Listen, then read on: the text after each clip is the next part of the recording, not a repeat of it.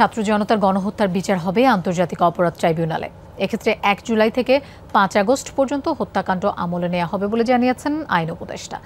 সাবেক প্রধানমন্ত্রী শেখ হাসিনা মন্ত্রীসহ যারা হুকুম দিয়েছেন তার তদন্ত সাপেক্ষে তারা এই বিচারের আওতায় আসবেন।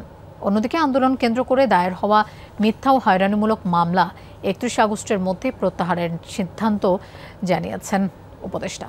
সিলন ফ্যামিলি ব্লেন্ডের কড়ালিকার আর সতেজ স্বাদের পারফেক্ট ব্লেন্ডে স্বপ্নেরা মিলুক টানা।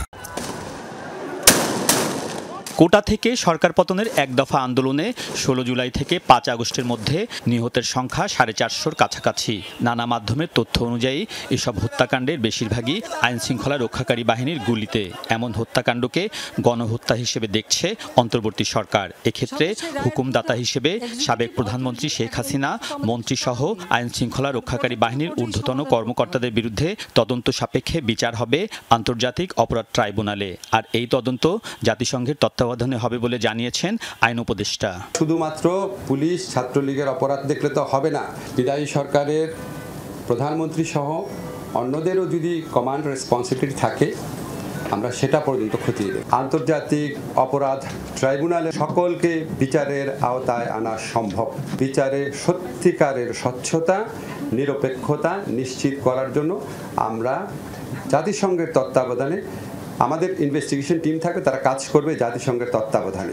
কোটা আন্দোলনকে ঘিরে ছাত্র জনতার বিরুদ্ধে দায়ের হওয়া মিথ্যা ও হয়রানিমূলক মামলা ৩১ আগস্টের মধ্যে প্রত্যাহারের সিদ্ধান্ত জানিয়েছেন উপদেষ্টা। বলেছেন, সাংবাদিক রোজিনা ইসলাম ও নাগরিক ঐক্যের সভাপতি মাহমুদুর রহমান মান্নার মামলাও প্রত্যাহার হচ্ছে।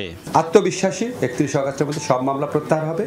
বৃহস্পতিবারের মধ্যে আশা করছি ঢাকা শহরের মামলাগুলো প্রত্যাহার করা হবে।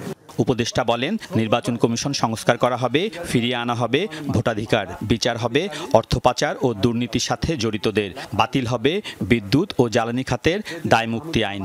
সুপ্রিম কোর্টের সাথে পরামর্শক্রমে সকল বিচার বিভাগীয় কর্মকর্তা এবং তাদের পরিবারের সদস্যদের দেশে বিদেশে অবস্থিত স্থাবর অস্থাবর সম্পত্তির হিসাব বিবরণী আগামী ১০ কর্মদিবসের মধ্যে দাখিল করার নির্দেশ দিয়েছি। সকল বিচার বিভাগীয় কর্মকর্তা বা অধস্তন আদালতের বিচারকদের ১০ কর্মদিবসের মধ্যে সম্পত্তির হিসেব জমা দেওয়ার নির্দেশও দিয়েছেন আইন উপদেষ্টা।